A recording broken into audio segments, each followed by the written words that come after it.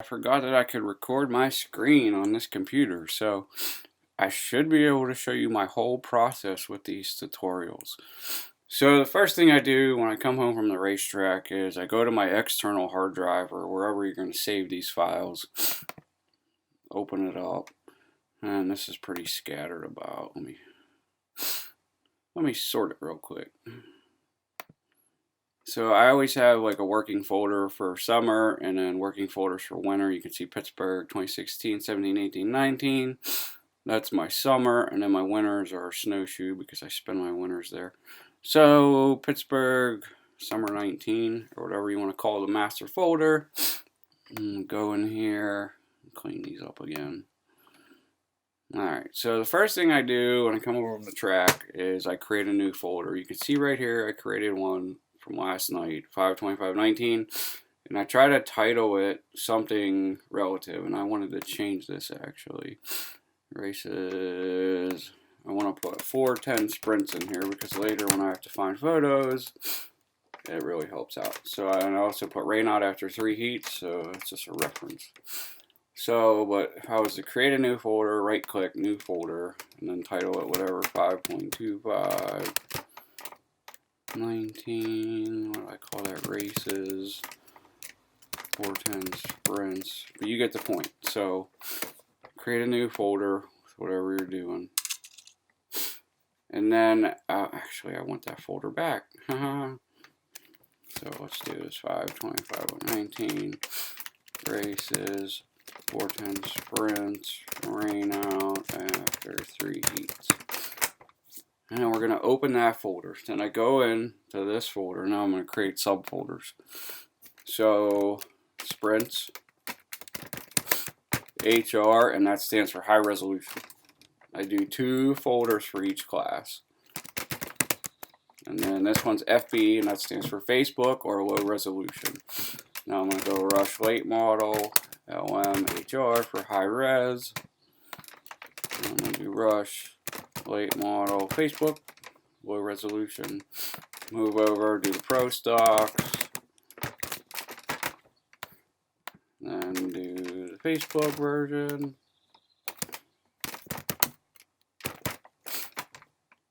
And I do every class like that. So every class of races are normal 5 and then whatever special classes there are. And I also do like pit shots because I take a lot of pit shots. So I'll do like pit shots, HR, pit shots, Facebook.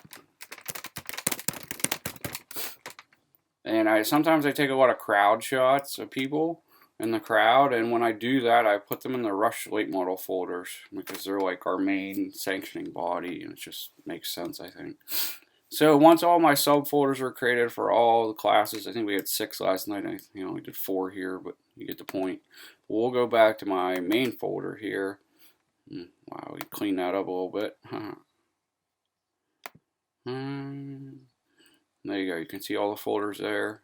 That's for all the classes. In the 4 cylinders and the Young Guns, I always combine them because there's hardly ever any cars and hardly ever any photos, so it just makes sense to combine those.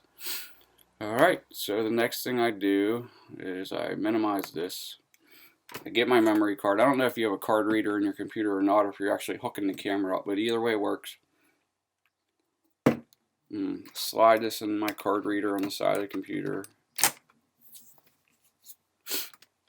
Then it pops up, double click, go in, all the photos, Command A, or I believe on them, whoa, what'd that do? Oh, Lightroom.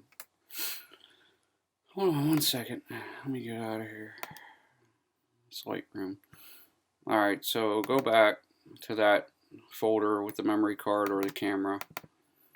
Select them all, Command A or Control A on a PC, and then Control C or Command C on a Mac. That copies them, or you can right click and select copy.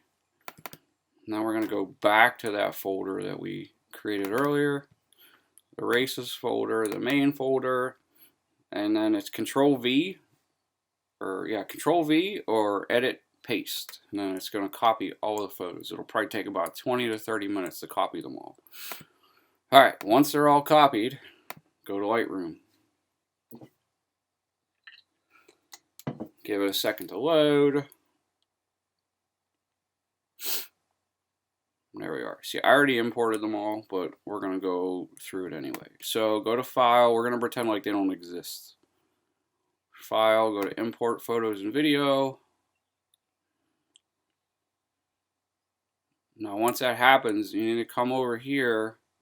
See, normally I eject a card. Let me do that real quick. Once I copy them all and they're done copying, I eject a card or the camera, so nothing is reading it, because you want them off the hard drive. So we're going to go back to Lightroom. And so we did our import photos and video. Now over here on the left side, it's going to have like your internal hard drive right here. And this is my external hard drive right here. I go down to my main working folder, Pittsburgh Summer 2019. Click the little arrow. All the basketball I shot recently. So then we go down to races. I think it's the first one because I created that other folder just to show you. So the first one, yep, no, maybe not. So click that folder. For me, it was the bottom one. The top one's blank. So click the folder with all of the files that you copied, and they're all going to be right here. All you have to do is click import, but before you do that, I suggest coming over here to put them into a subfolder. And I put races 3 heat rain out. You always have to put the underscore after it. I don't know why Lightroom likes that. And then you hit import, and it'll import all of them at one time. But I already did that, so I'm going to cancel out of it. Go back here, and then you want to click develop. And you'll see them, they'll all start loading down here on the bottom. Once they all get loaded, I forgot what I was going to say. So once they all get loaded, you'll start seeing up here too, it'll say building smart previews. Yours should say that. I believe that's a default. Alright, here's how I do it. So I'm going to reset this one photo first. So you can see it's really crooked, and we'll straighten it in a minute. But I come over here and I sent you these presets. It's under the Photo Surge Landscapes presets. And there's only one that I use, and it's this color one, and it's natural. You click it, it automatically edits it. If you can't tell, it looks like crap. So you can come over here and tweak it. So I come over here, I scroll down to where all the colors are, because this one changes a bunch of colors. And I reset all of these colors to 0. So all you have to do is double click on it and it'll reset it to 0. Double click them all, reset it to 0. That's all done. So next thing I do is I come up here to the vibrance and I just turn it down to 0. You can right click it, or double click it, or just move the slider. Saturation I move -10 usually. The clarity is really high, so I move it down to about 10 usually. I leave everything else the same. I come up here to the white balance. This is your white balance. Ash shot, auto, daylight, cloudy, shade, all that stuff. You can play around with them, see what they look like. But the one that I always use is either ash shot, and you can see it looks a lot more natural, or auto. Auto is a little warm, so I usually use ash shot. Alright, that's done. The next thing I do is adjust the exposure, like the brightness right here. You can see if you move it all the way to the right, the photo is completely blown out. Move it all the way to the left, it's completely dark. The default on that preset is +30, and I think that actually looks pretty good. Actually, 0 looks way better. And the way that I tell exposure, especially with racing photos, are the colors of the car. Like the colors in the car, if you start to get overexposed, watch the colors in the car. They start to wash out really bad. So if you have a really overexposed photo, the colors in the car are not going to be true. So I always try to get the true colors, and it usually always works out. So next thing, I'm going to straighten this thing because it's really leaning to the left. So this little box right here is the crop straighten tool. It's a crop tool, but you can use it to straighten it. So how you use it to straighten it, once you click it, come down here until you see the little arrows that look like a U. And then you just click it, and whatever way you want to straighten it, you just drag it a little bit. Mine's sticking. There we go. I'm going to just straighten it. I shot this on a goofy angle, that's why it looks so bad. It looks like it's leaning to the left. And it doesn't look right after the first time. You can always do it again, because I don't think it looks totally right yet. There we go. And the easiest way to tell is like there's these gridded lines. I always try to find something like this guy. I mean, he's going to be walking to the left, leaning to the left, because I shot the photo on a terrible angle. But you get the point. So that doesn't look too bad. I think it's leaning slightly to the right now, but you get the point. So now that this first photo is edited and done pretty much,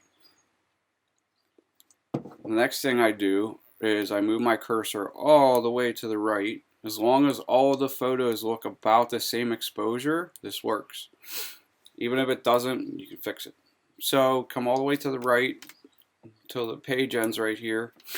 Hold down Shift and just click, and it'll highlight that whole strip. And then come here to Sync. Click Sync and click Synchronize. And all the settings that we applied to this first photo are going to come up on all these other photos that we selected. And how you're able to tell which ones have it on it, it has this little plus minus thing on it. So then the next thing I do is I go to each photo pretty much and I adjust the exposure only. So like this photo of Bill, the video guy, he still uses a 1980s VHS recorder, by the way. I think that's funny. But, so we just go to each photo, and as long as they look halfway decent, we just roll with it. And the other thing I'm doing, and it's going to be kind of hard to show you, is I use the flags when I do this. I already edited all these photos, and I got rid of all the ones I didn't want. We're going to pretend like there's some that I don't want. So we're going to go to the next one. Right, so my computer died. So alright, going back, if you want to keep a file, the P key makes the white flag.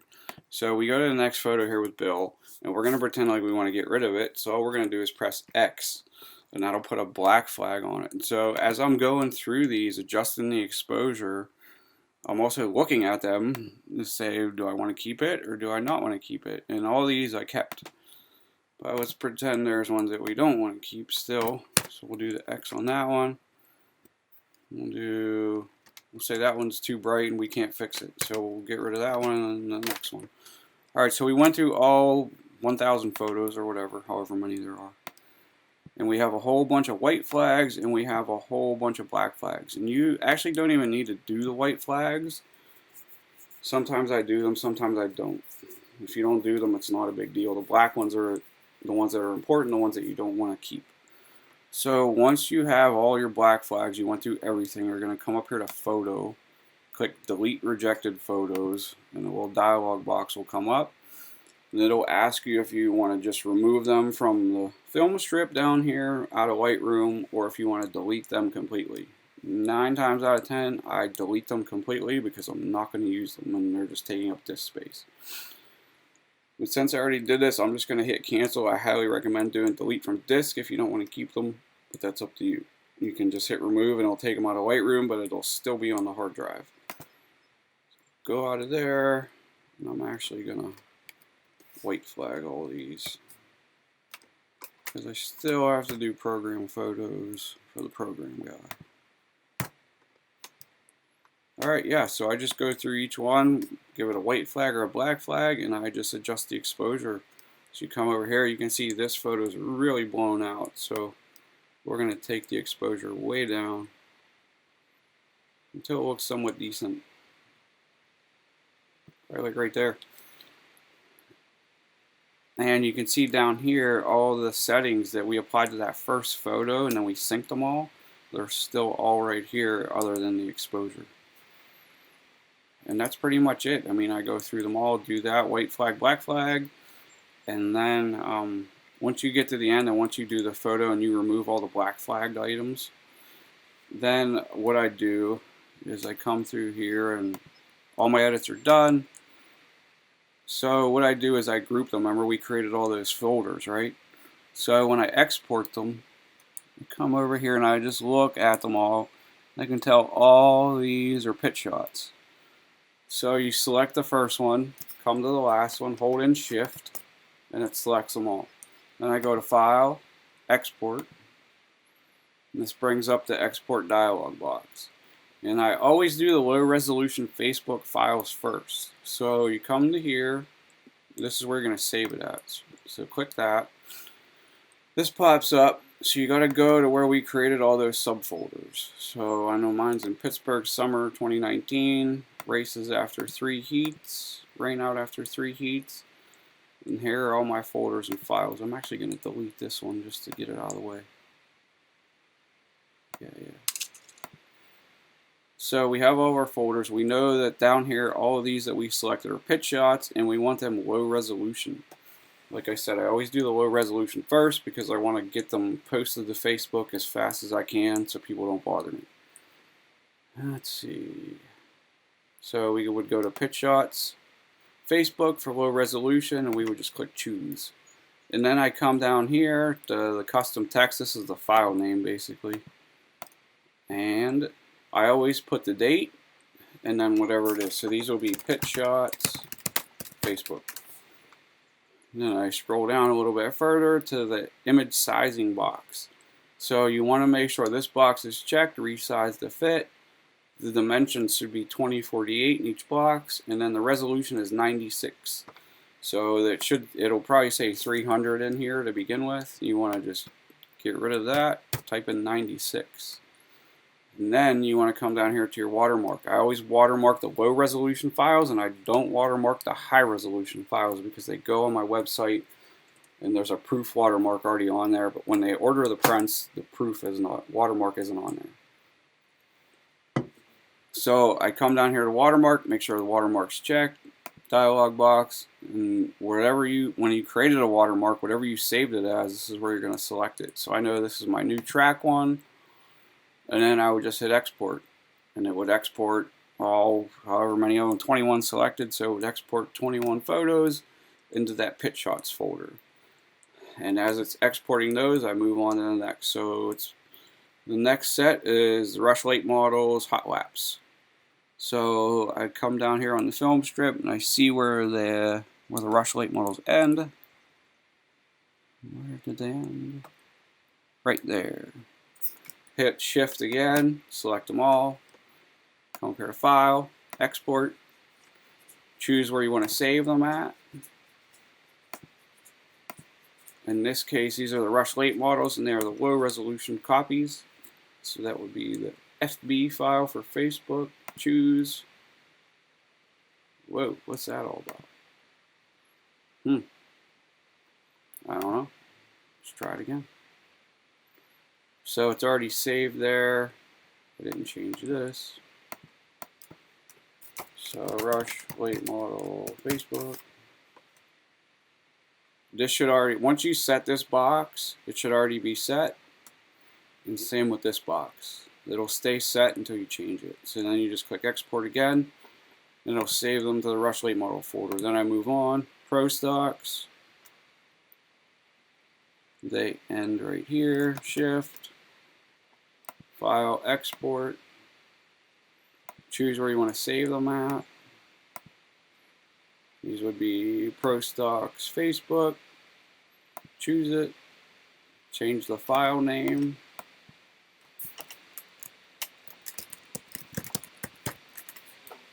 and then usually you can just click export because these are already set, but you can double check them just to be sure. And then the other big thing is when I'm exporting photos, it'll say it up here. You'll have like process 1, process 2.